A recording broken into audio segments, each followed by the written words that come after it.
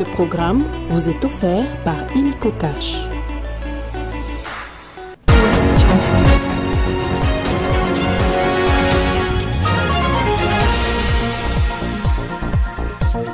Ce lundi de l'examen national de fin d'études primaires, plus de 2 millions d'élèves ont passé l'épreuve, y compris ceux en provenance des zones occupées dans le Nord Kivu. Autre titre, les policiers n'étant pas dans une mission officielle de service ont été interdits de porter les armes et les tenues par la hiérarchie de la police nationale congolaise dans la ville de Kinshasa. Et puis les archives en RDC à l'ère du numérique, c'est le thème national retenu cette année pour la célébration de la 6e semaine internationale des archives. Les détails dans ce journal. L'info, c'est l'heure sur Télé 50. Bienvenue à tous. Parlons d'abord éducation. Début ce lundi des épreuves de l'examen national de fin d'études primaires édition 2024 sur l'ensemble du territoire. 2 217 456 élèves ont passé ces examens qui se déroulent sur 2 jours. Il s'agit d'un moment clé dans le parcours scolaire des élèves. Ils sanctionnent la fin de leurs études primaires et conditionnent leur accès aux études secondaires. Visiblement, les rues de Kinshasa étaient dominées ce lundi par les couleurs bleu et blanc, tout justement par les élèves de l'école primaire qui ont convergé dans différents centres pour passer les épreuves de l'examen national des fins d'études primaires. À l'extérieur de certaines écoles, nous avons croisé un échantillon d'élèves qui n'ont pas tardé à s'y confier par rapport à ces premiers jours. Je m'appelle Kalonda Robin Marseille. C'était difficile. On avait compliqué les mots, je n'avais pas bien compris, j'ai demandé à la traduction. J'espère avoir des moitiés en fait, parce que je suis pas sûre. Un sentiment départagé. Si pour les uns l'examen était facile, les autres ont connu quelques difficultés.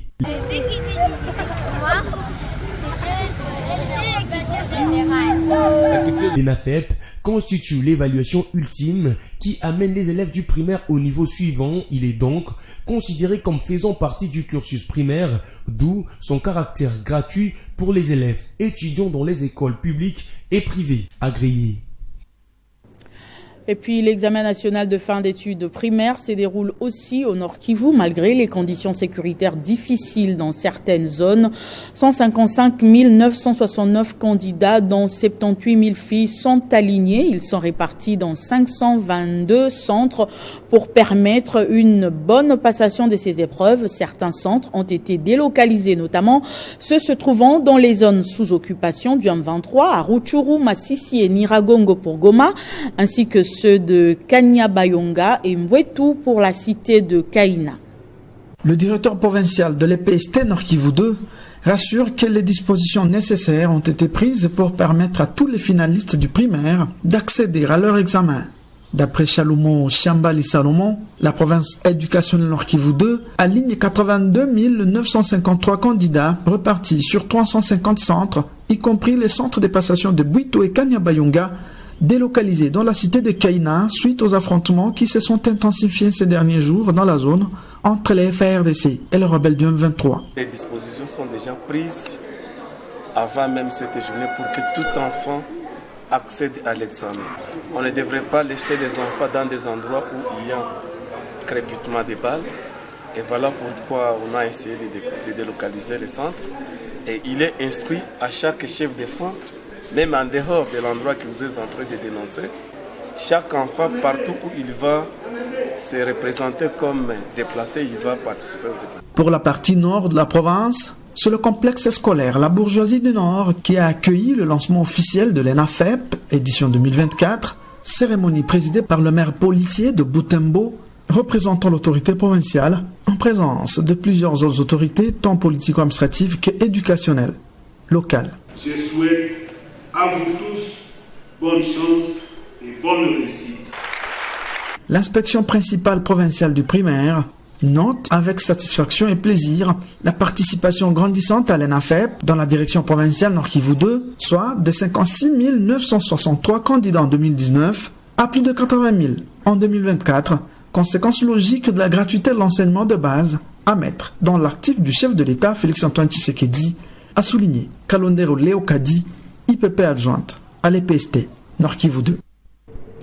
En Ituri, 49 000 élèves ont participé à l'ENAFEP ce lundi. Ils sont repartis dans 133 centres d'examen constitués de 1300 écoles. Ces épreuves de 2 jours ont été lancées par le vice-gouverneur policier, le commissaire divisionnaire principal, Raus Chaloué.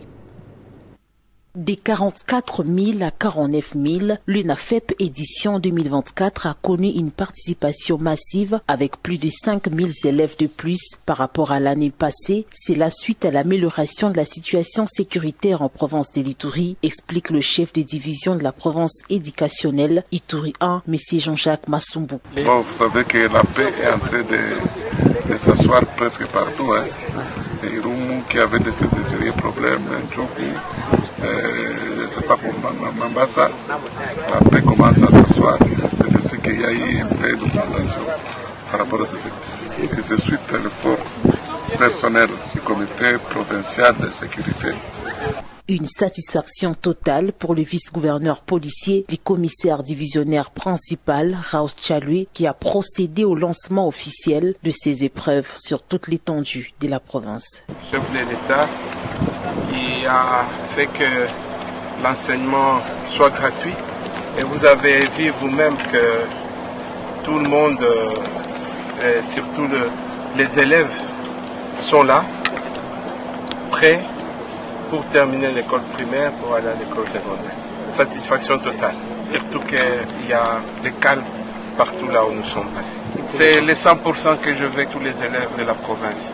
Notant que le premier jour de ces épreuves est consacré à la culture générale et le français. Le deuxième sera axé sur le mathématique et les sciences. Notant que le vice-gouverneur policier a visité quelques centres pour se rassurer que les élèves passent ces épreuves dans de bonnes conditions. Pour rappel, plusieurs élèves ont repris le chemin de l'école dans des zones jadis.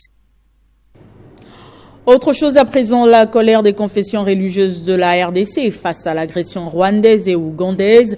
Elle fustige l'hypocrisie de la communauté internationale devant la tentative de coup d'État manquée. Venus des 4 coins de Kinshasa, le croyant des différentes confessions religieuses de la RDC ont pris d'assaut le boulevard triomphal pour une marche de procession des victoires contre les ennemis de la stabilité du pays de Lumumba. Arrivés à l'esplanade du Palais du Peuple, point de chute de la dite manifestation, ils ont entonné quelques cantiques de louanges et adoration à la gloire du Créateur. Ensuite, les chefs des différentes confessions religieuses se sont succédés devant la tribune aménagée pour la circonstance où chacun d'eux, selon sa foi, a prié pour le pays et ses institutions qui se mettent progressivement en place. Dans son discours de clôture, le président de la plateforme des confessions religieuses, Ejiba Yamapia, a dénoncé la tentative de coup d'État manqué, les silences de la communauté internationale vis-à-vis de l'agression rwandaise, ainsi que la prise en otage du chef de l'État par la classe politique. Le Congo mérite de sa souveraineté, les institutions de la République méritent la stabilité et aussi que le chef de l'État qui a été voté par le peuple congolais ne peut pas être pris en otage par un groupe de gens qui parfois ne voient que leurs intérêts et ne voient pas l'intérêt de la population. Au-delà des dénonciations, le numéro 1 de l'RSC a aussi formulé plusieurs recommandations qui ont été remises entre les mains de la députée nationale Adel Kaïnda afin de les transmettre au président de l'Assemblée nationale Vital Kamerhe pour leur mise en application pour la bonne marche du pays en ce deuxième quinquennat du président de la République démocratique du Congo. Je l'annonçais au sommaire, les policiers n'étant pas dans une mission officielle de service ont été interdits de porter les armes et les tenues par la hiérarchie de la police nationale congolaise dans la ville de Kinshasa. Cette mesure a été annoncée au commandant des unités de la police nouvellement installées par le commissaire provincial de la PNC Kinshasa, le général Blaise Kilimbalimba. Pour aujourd'hui, il était question de ranger nos hommes en ordre de bataille. C'est que il y a eu une mise en place partielle et l'objectif de cette mise en place devait être bien assimilé et bien compris par les uns et les autres. L'objectif, c'est d'avoir les résultats sur le terrain. C'est d'avoir une police qui répond aux besoins de la population. C'est ainsi que nous avons pris tout notre temps dans le cadre de la formation continue de rappeler toutes les instructions qui ont été données afin de restaurer l'autorité de l'État. Il s'est agi entre autres de la lutte contre les nuisances sonores, aussi des marchés pirates, et nous avons demandé aussi aux policiers qui ne sont pas engagés, qui ne sont pas des services, de rester dans les casernes et de ne pas toucher aux équipements spécifiques de la police, c'est-à-dire les armes par exemple.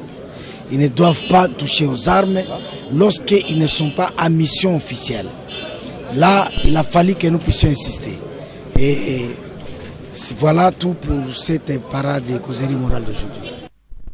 Ouvert le 31 mai dernier, les travaux du symposium sur le développement du territoire de Kabeya-Kamwanga au lac Mukamba se sont clôturés dimanche 2 juin. Plusieurs résolutions ont été prises, une série de recommandations aux décideurs à tous les niveaux. Gabriel Kassonga, président du comité d'organisation de ce symposium, a été joint au téléphone par Crispin Chibinkoufoua. Contrairement à tout ce qu'il y a eu comme impératif contraire, notamment la casse du pont sur la Loubi, le découragement des uns et des autres, nous nous sommes finalement réunis 3 jours durant au lac Mukamba avec une capacité de participants de 150 personnes. Tous les participants au symposium ont constaté et compris et sont d'accord que nous-mêmes, ressortissants de Kabeya-Kamwanga, nous sommes un frein pour le décollage de notre territoire, de par notre mentalité, notre façon de nous comporter. Le point qui a un peu touché tout le monde ici et pour lequel nous faisons des recommandations un peu sévères où nous avons des résolutions, c'est sur le détournement de biens de la communauté. Nous pouvons citer ici le détournement de matériaux destiné à la construction d'un centre de formation professionnelle à Kabeya-Kamwanga. Il s'agit de plus de 2000 sacs de ciment, des tonnes de barres de fer, etc. On peut parler aussi, par exemple, ici de la route nationale numéro 1 qui frappe tout le monde. Nous disons qu'en attendant les travaux de la construction de la route nationale numéro 1, tronçon Mbujimayi-Kananga, demandons à l'office des routes de mettre sur les tronçons Kabeya-Kamwanga et Mbujimayi les engins devant éliminer les bourbiers et autres points chauds en vue de rendre la circulation fluide et faciliter le transport des personnes et de leurs biens. L'Institut national des archives du Congo a célébré ce lundi la 6e semaine internationale des archives. Cyberarchives, c'est le thème international retenu et les archives en RDC à l'ère du numérique, c'est le thème national. Occasion pour l'INACO de réitérer son engagement à faire les archives numériques. Faire les archives numériques à l'ère du numérique, c'est le combat de l'Institut national des archives du Congo, réaffirmé ce lundi à l'occasion de la célébration de la 6e semaine internationale des archives. 6 jours, ce sera le 9 juin, une date où le monde entier célèbre la journée internationale dédiée aux archives. La RDC, notre pays, à travers l'Institut national des archives du Congo, célèbre cette journée internationale. Outre la célébration au niveau international, à Kinshasa, une manifestation officielle a vécu sous les thèmes « Les archives en République démocratique du Congo à l'ère du numérique ». Dans son mot des circonstances, le professeur Kassongo Mande Aimé, directeur général de l'INACO, a affirmé son intention de faire la transition des archives physiques. L'État nous dote d'un complexe, des infrastructures qui s'imposent comme partout ailleurs pour nous permettre de bien accomplir notre mission. Deuxièmement, il faut ici une campagne de sensibilisation auprès des institutions, auprès des entreprises qui continuent à garder des archives et à les gérer de leur manière. En croire le directeur général Kassongo Mande, l'UNACO doit être doté d'un complexe d'archives pour mieux faire sa transition des archives physiques. Et puis ce lundi, l'hôtel Léon dans la commune de la Gombe a accueilli l'ouverture d'une formation sur la surveillance des exploitants aériens. Le mot d'ouverture a été prononcé par Madame Natacha Bolombo Emanuela, directeur général adjoint de l'autorité de l'aviation civile de la RDC. Outre le représentant de l'autorité de l'aviation civile de la République démocratique du Congo, la formation a rassemblé des participants de 7 pays africains. Le mot d'ouverture a été prononcé par Madame Natacha Bolombo Emanuela, directeur général adjoint de l'autorité de l'aviation civile de la République démocratique du Congo. Cette formation a bénéficié également de la présence du directeur général de l'agence de supervision de la sécurité aérienne en Afrique centrale, des directeurs de l'AAC-RDC, des représentants des compagnies aériennes et des représentants d'une compagnie d'assistance au sol. Ces assises s'inscrivent dans les cadres du projet d'appui au secteur du transport aérien en Afrique centrale et occidentale.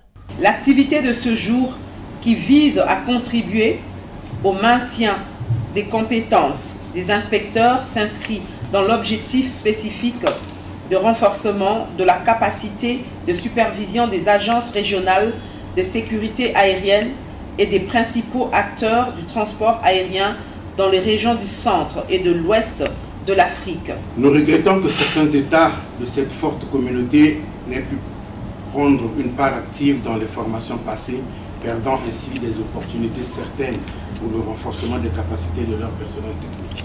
Je vous exhorte à plus de dynamisme pour parachever votre œuvre. La formation a été menée par le projet d'assistance technique à la sécurité de l'aviation civile, avec le financement de la Banque africaine de développement, de la Communauté économique monétaire de l'Afrique centrale et de la Banque de développement des États d'Afrique centrale. Le projet PASTACO ambitionne d'optimiser la sécurité, la sûreté de l'aviation civile et l'efficacité de la navigation aérienne au sein de l'espace aérien unifié de la sous-région d'Afrique centrale. Les femmes du Grand Équateur résidant à Lubumbashi expriment leur gratitude au chef de l'État Félix Tshisekedi pour avoir reconduit Maître Guy Luandomboyo à l'aménagement du territoire. Membres du parti politique agissant pour la République au Grand Katanga, elles ont dit leur ferme volonté d'accompagner le gouvernement de la République dans la matérialisation de sa politique.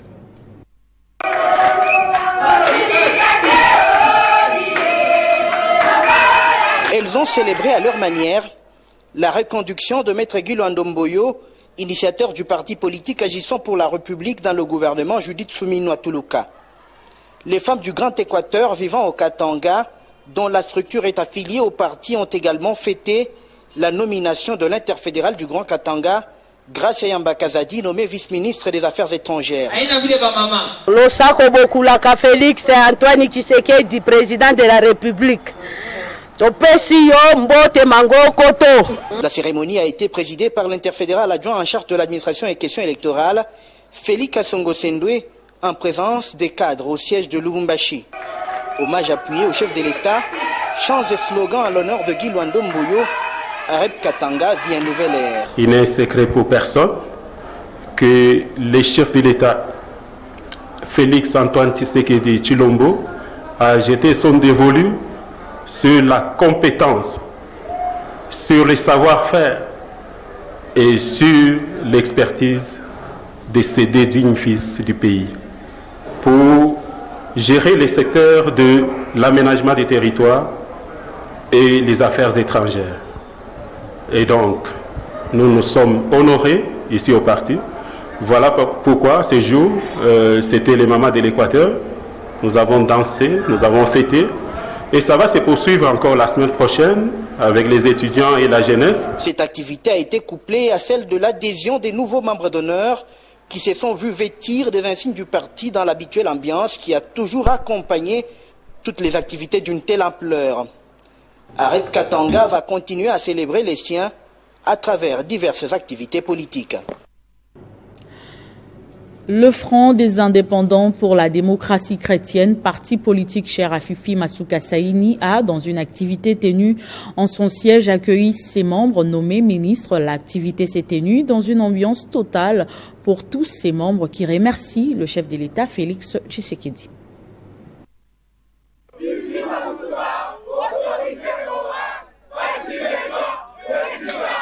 La Ligue des jeunes et celle des femmes du Front des indépendants pour la démocratie chrétienne FIDEC, parti cher à la gouverneure de Lualaba, Fifi Masuka Saini, ont accueilli chaleureusement le week-end dernier leurs camarades du parti. Corneille Kakisamba, élu vice-gouverneur au Maniema pour le compte des FIDEC, Nathalie Mounana, ministre des Affaires foncières, et Noëlla Ayeganagato, ministre de la Jeunesse dans le gouvernement Toulouka, au nom des FIDEC.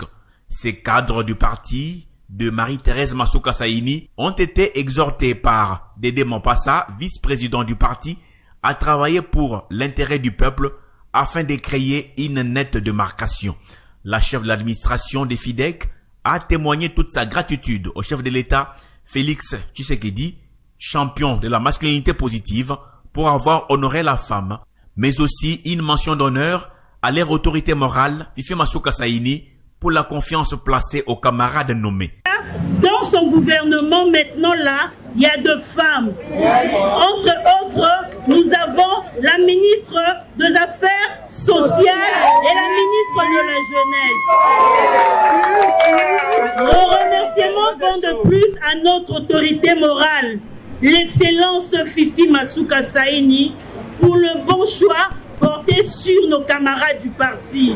Merci beaucoup, maman. Les 2 ministres ont pris l'engagement de travailler dans la vision du président de la République. Je voulais rendre grâce à Dieu qui a utilisé Maman Masuka Saini au Nazalalelo du Boussolabino. C'est une bénédiction pour moi et pour vous. Je compte sur vous aussi, beaucoup plus sur vous pour m'appuyer comme... Cette activité s'est clôturée dans un climat bon enfant. Direction Kelemi et chef-lieu de la province du Tanganyika où la dynamique Guilain a célébré la nomination de Guilain Nyembo par le chef de l'État Félix Tshisekedi au poste de vice-premier ministre en charge du plan, une manifestation qui a connu la participation de plusieurs cadres de ce parti. C'est à 2h du matin, heure de Kinshasa, les effets de la nomination du patriarche Guilain Nyembo, ancien directeur de cabinet du chef de l'État, au poste de premier vice-ministre du plan et de la coordination de l'aide développement, une totale satisfaction. Nous avons félicité le chef de l'État. Il est reconnaissant, c'est une euphorie, non seulement au marché Kisebu, mais aussi au marché Kichanga.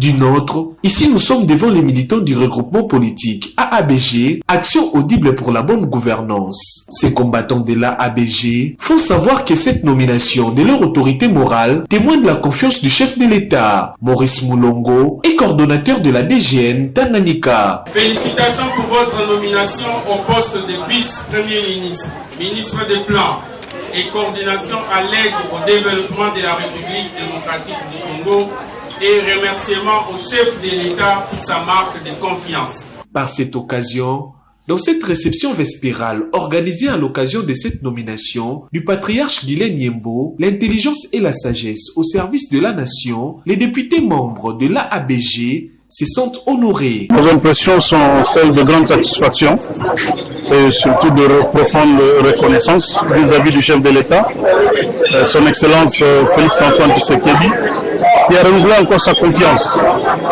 en la personne de son Excellence Guilain Nyembo. Nous félicitons notre autorité morale, son Excellence Guilain Nyembo.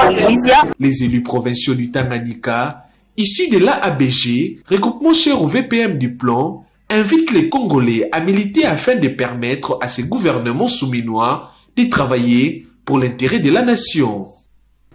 À Kongolo, toujours dans la province du Tanganyika, le candidat malheureux à l'élection de décembre 2023, Sangwa Lubandila, est rentré à la base pour remercier les siens et poursuivre ses actions sociales à travers la fondation qui porte son nom. Comme un prince, il a été accueilli avec pompe dans son Congolo natal ce samedi 1er juin 2024. Sangwa Lubandila Salou, coordonnateur national de la fondation qui porte son nom et président fédéral du parti politique RDEV de Jacques Kiabula Katwe, gouverneur du Haut-Katanga, vient remercier la population de Congolo pour son élection massive en décembre dernier. Plus de 8000 voix de vote, malgré que son parti politique n'a pas réalisé le seuil électoral requis par la CENI, ce qui a occasionné son échec. Une foule en liesse qui l'attendait depuis plus d'une semaine s'est compactée de l'aérodrome de Congolo jusqu'au monument BCC où il a tenu son meeting. En dépit de remerciements reçus avec regret par cette population reconnaissante d'avoir voté pour lui, Sangwa Lubandila a inscrit sa visite dans le cadre social pour l'inspection des multiples projets sociaux entrepris par sa fondation, tant à Congolo Centre que dans ses encablures. Les projets que nous avons et que nous continuons toujours à faire, c'est le projet d'alphabétisation. Comme vous le savez, nous avons au moins 23 000 mamans dans les territoires de Congolo, que nous sommes en train d'encadrer, de former ceux qui n'ont pas eu la chance d'étudier. Dans son speech en public, il a félicité leurs excellences Gulin Nyembombouizia et Christian Kitungwa Muteba, fils du terroir. Nous étions au meeting, j'ai demandé aux aînés des territoires de Congolo, comme Mukubwa Gulin Nyembo, de ne pas oublier notre territoire, comme l'excellence Christian Kitungwa Muteba. Un élan de reconnaissance et de détermination, le député national élu de Bukavu, Patrick Saloumou, a rencontré les journalistes du Sud Kivu pour discuter de plusieurs sujets d'importance capitale pour la région. Les députés nationaux élus de l'UDPS Tshisekedi dans la ville de Bukavu, porteur des aspirations de ses concitoyens, Patrick Saloumou, a, au cours de cette conférence de presse, mis en avant l'initiative populaire visant à redessiner la carte administrative de la province du Sud Kivu, conformément à l'article 4 de la Constitution. Cette démarche, selon lui, est un vecteur essentiel pour le développement et le désenclavement de cette partie de la République, conformément à la vision du chef de l'État, Félix-Antoine Tshisekedi. La motivation, c'est celle d'apporter du développement là où il en manque criamment. Et cela, je rappelle, a été l'une des motivations, si pas la motivation principale, lorsque on a éclaté le Katanga en Tanganyika, au Lomami, Lualaba et au Katanga. Si le chef de l'État lui-même dit que les gens doivent réfléchir sur revoir la Constitution, en quoi la province des Lilas, qui est aussi une démarche constitutionnelle, elle est en déphasage. Avec la promesse de rassembler 100 000 signatures nécessaires à la soumission de cette demande à l'Assemblée nationale, l'élu de Bukavu entend suivre scrupuleusement les procédures légales pour concrétiser ce projet. Tous les citoyens, d'ailleurs, quel que soit leur territoire d'attache, ils sont invités à embrasser l'idée. Vous voulez de la province des Lilas, signez la pétition. Patrick Saloumou a exprimé sa gratitude à la population de Bukavu pour son élection à la députation nationale, avant de réitérer son engagement à déposer une proposition de loi sur les contentieux de la nationalité au bureau de l'Assemblée nationale. Un sujet qui lui tient particulièrement à cœur dans les contextes actuels où les gouvernements envisagent un recensement national. 41 ans d'existence, 41 ans de management, l'université du CEPROMAD poursuit sa lutte dans la création d'emplois et des richesses en RDC, un véritable challenge pour le professeur Oscar Ntsaman qui a clôturé les assises du conseil d'administration en présence de tous les directeurs généraux du réseau des universités du CEPROMAD. Regardez.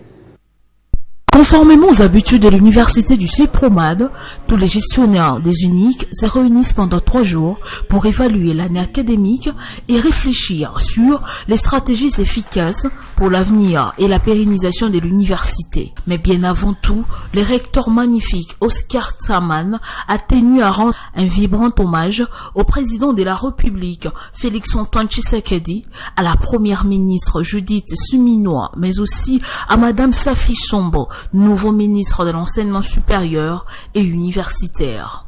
Pour cette année, 4 commissions ont été mises en place pour atteindre les objectifs, notamment la commission académique et pédagogique, la recherche et publication, la commission administration et finances, mais aussi les infrastructures et la construction. Parmi les temps forts de ces conseils d'administration figurent aussi les baptêmes de l'ouvrage publié par le professeur Desgrands Nsaman intitulé « Les 12 stratégies pour l'émergence de l'université du CEPROMAD ». De ce peuple-là, ainsi, au nom de tout cela, je vous dis au nom du Père, du Fils et du Saint-Esprit. Amen. Un véritable pari gagné pour le professeur Nsaman, car à ce jour, aucune université ne peut fonctionner sans les cours d'entrepreneuriat et l'université du CEPROMAD est désormais point focal et berceau du management en République démocratique du Congo. Le groupe CIDE, Compétences, Intelligence, Développement, Expertise, a célébré dimanche son 8e anniversaire sur l'ensemble du territoire national et dans plusieurs pays. À cette occasion, son fondateur, le docteur Michel Mouvoudi, a réuni plusieurs membres de Kinshasa et ceux venus de Brazzaville sur le boulevard Triomphal pour lancer un appel à tout le monde et principalement les jeunes à rejoindre son groupe CIDE pour travailler dans la solidarité sur les questions de développement humain. Fondé le 2 juin 2016 par Dr Michel Mouvoudi, les groupes CIDE, Compétences, Intelligence, Développement, Expertise, est un réseau non politique, non confessionnel et bénévole qui s'appuie sur la solidarité pour le développement du capital humain, présent dans toutes les 26 provinces de la RDC, ainsi que dans plusieurs pays africains comme les Congo-Brazzaville, les Gabon. Les groupes CIDE comptent aujourd'hui plus de 70 000 membres engagés par solidarité à soutenir le développement humain en RDC en investissant dans les savoirs, les compétences et les expériences, principalement de la jeunesse. Durant la commémoration de ce 8e anniversaire, c'est dimanche 2 juin 2024 sur l'ensemble du territoire national et dans plusieurs pays et qui a connu aussi la participation à Kinshasa de la délégation du Congo-Brazzaville, Dr Michel Mouvoudi a invité les jeunes à se prendre en charge, à développer plus de solidarité et à devenir des solutions face aux défis de développement du pays, ainsi qu'à cultiver des valeurs, base de tout développement. Pensons qu'aujourd'hui, quand vous regardez les défis auxquels le monde est confronté, c'est la solidarité qui va être la fibre de solution. Et c'est comme ça que vous voyez aujourd'hui, de toute tendance, de toute race, de toute appartenance, les jeunes sont là pour pouvoir célébrer le 8 ans d'existence du groupe CIDE Solidarité. Être membre du groupe CIDE, c'est surtout cultiver les valeurs comme la solidarité, l'altruisme, la bonne gouvernance, l'autoprise en charge, l'amour du pays et la mentalité positive. Moi, j'ai eu une expérience personnelle avec les groupes CIDE.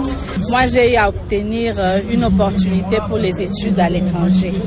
Ce qui fait que j'ai fait ma licence à l'étranger en France. Au niveau du groupe CIDE, ce que j'aime d'abord, c'est la solidarité. Donc, c'est ça le maître mot, la solidarité. Et c'est une communauté qui investit beaucoup plus dans le capital humain. Bien que le bilan de la plateforme soit jugé positif, le team leader et fondateur du groupe CIDE reconnaît que les défis restent encore nombreux et le chemin à parcourir est encore long. Il faut souligner que l'adhésion au groupe CIDE est gratuite et le groupe fonctionne uniquement avec les budgets participatifs issus de cotisations de ses membres pour garantir son autonomie et sa durabilité. Ce journal est terminé, place au rappel des titres. Début ce lundi de l'examen national de fin d'études primaires, plus de 2 millions d'élèves ont passé l'épreuve, y compris ceux en provenance des zones occupées dans le Nord Kivu. Les policiers n'étant pas dans une mission officielle de service ont été interdits de porter les armes et les tenues par la hiérarchie de la police nationale congolaise dans la ville de Kinshasa. Cette mesure a été annoncée au commandant des unités de la police nouvellement installées. Les archives en RDC à l'ère du numérique, c'est le thème national retenu cette année pour la célébration de la 6e semaine internationale des archives. Vous avez suivi les détails dans ce journal. Merci de votre attention soutenue et surtout restez fidèles au programme de Télé 50.